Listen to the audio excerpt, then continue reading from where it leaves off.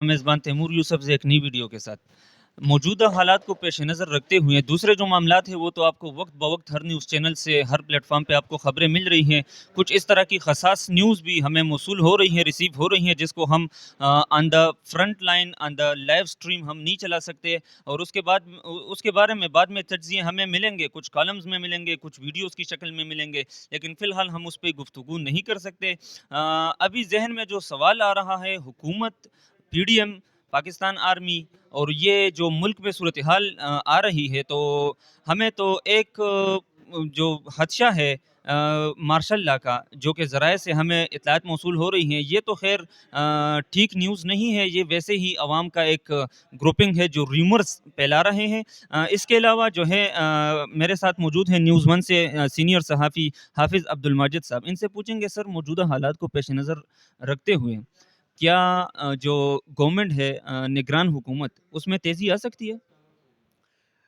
ایک تو نگران حکومت پنجاب کی بات کر رہے ہیں. نہیں سر، پورے پاکستان کی.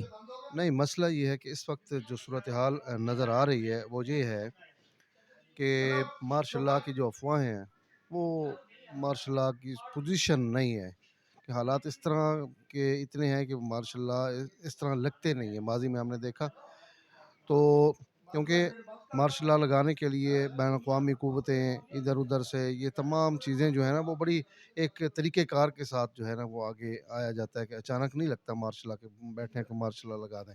اس کے لیے بہت کام کرنا پڑتا ہے. ایک تو مارشاء اللہ والی افواہیں ہیں. ہاں یہ ہے کہ ایمرجنسی کوئی لگ سکتی ہے اگر لگانا چاہیں تو.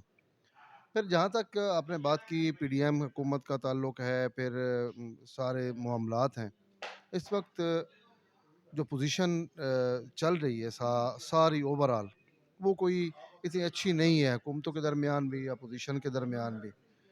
اور جس طرح عمران خان گرفتار ہوئے ہیں اور اس کے بعد ابھی سپریم کورٹ میں بھی ان کو پیش ہونا ہے، تو اس کے بعد صورتحال کوئی اچھی نہیں ہے. اللہ کرے کہ ان لوگوں کو عقل آ جائے سب کو اور بیٹھ کے کوئی معاملات درست کر لیں اور آگے بڑھیں، ملک کا سوچیں، عوام کا سوچیں.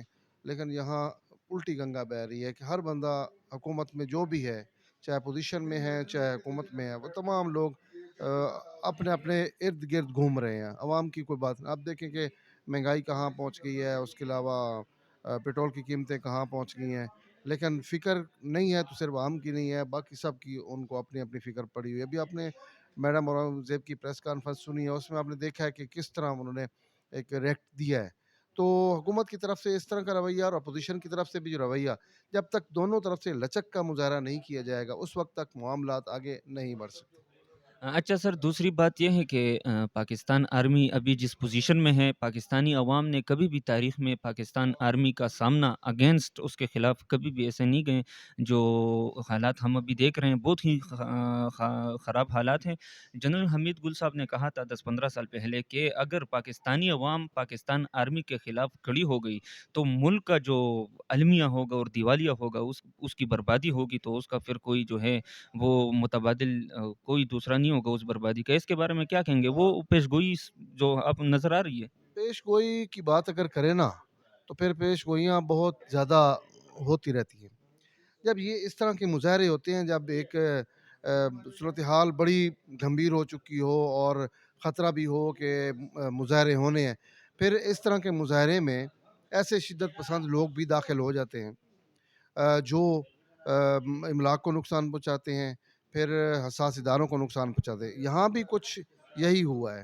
اگر فوٹیج کو دیکھا جائے تو کچھ ایسے عناصر اس مظاہرے میں، ان مظاہرین میں شامل ہوئے ہیں جنہوں نے ان کو اکسایا ہے.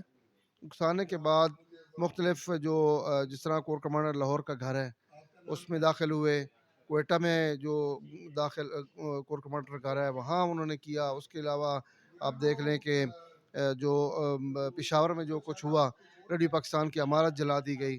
تو یہ تمام چیزیں جو ہے نا، یہ جو ملک دشمن قوتیں ہوتی ہیں نا ان کو پتہ چل جاتا ہے کہ ہم نے کون سی کارروائی کرنی ہے. اب دیکھیں نا، یہی چیز تو ہم دیکھ رہے ہیں کہ جس طرح ہماری آرمی کے ساتھ، میں نے اپنی زندگی میں اس طرح کبھی نہیں دیکھا عوام کو کہ عوام جو ہے جی ایچ کیو میں داخل ہو جائے، عوام کور کمانڈر کے گھر میں داخل ہو جائے، عوام کہیں हाँ, ये है कि जिस तरह सुप्रीम कोर्ट के बाहर मुज़ाहरा हुआ है, पार्लियामेंट के बाहर मुज़ाहरा मुज़ाहरा माज़ी में हुआ, ये होता रहता है। लेकिन इतने बड़े फ़ौज के हवाले से मैंने कभी नहीं देखा। तो ये बदकिस्मती है और इस पे जितने भी हमारे सियासतदान हैं, ख़ास तौर पे इमरान खान साहब बैठ के उनको अपने वर्कर्स को बताना चाहिए, वे अपने इर्द-गिर्द नज़र रखें और उनको बताना चाहिए कि किसी सूरत भी आप लोगों ने जो फ़ौज है उसके हसास इन तनसीबात हैं, हसास जो दफ़ातर हैं, उनके नज़दीक तक नहीं जाना।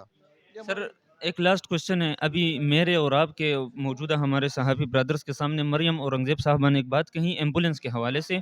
इदी फाउंडेशन का एम्बुलेंस जो है अवाम की तरफ से वो जो जलाया गया और उनमें जो मरीज़ बैठे थे कहा जाता है कि उन पर तशद्दुद किया गया है।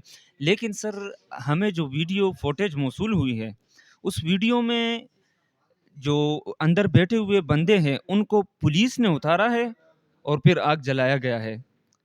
तो ये थोड़ा-सा तज़ाद है, इसके बारे में आप क्या कहेंगे? मैं यही तो बात कर रहा हूँ कि इस मौके पर वो क़ुव्वतें फ़ायदा उठाती हैं, मुल्क दुश्मन क़ुव्वतें फ़ायदा उठाती हैं और उसका नुकसान किसको होता है?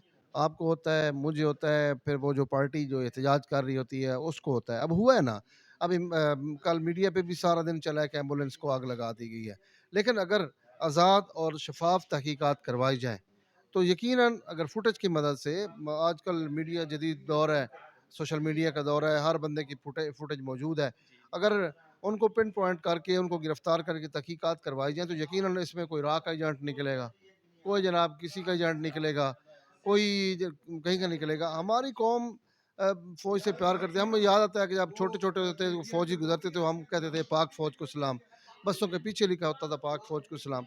तो ये दोबारा करने की ज़रूरत है और हमारे जो एस्टेब्लिशमेंट है उनको भी चाहिए कि जो राब्ते हैं आवाम के साथ उनको बढ़ाने के लिए ऐसे इकदाम उठाएँ कि आवाम में बजाय इसके कि कोई नफ़रत पैदा हो, आवाम परेशान हो, मोहब्बत पैदा हो, मुल्क के लिए मोहब्बत पैदा हो, फ़ौज के लिए मोहब्बत पैदा हो और सियासतदानों को चाहिए कि वो अपनी संजीदगी का मुज़ाहरा करें और मुज़ाहरा करते हुए मुल्क के लिए सोचें, ना कि इस तरह के इंतशार और इस तरह के मामलात सोच के करके फिर मुल्क को अब हम देख रहे हैं कि मुल्क हमारा तकरीबन 20 साल पीछे जा चुका है।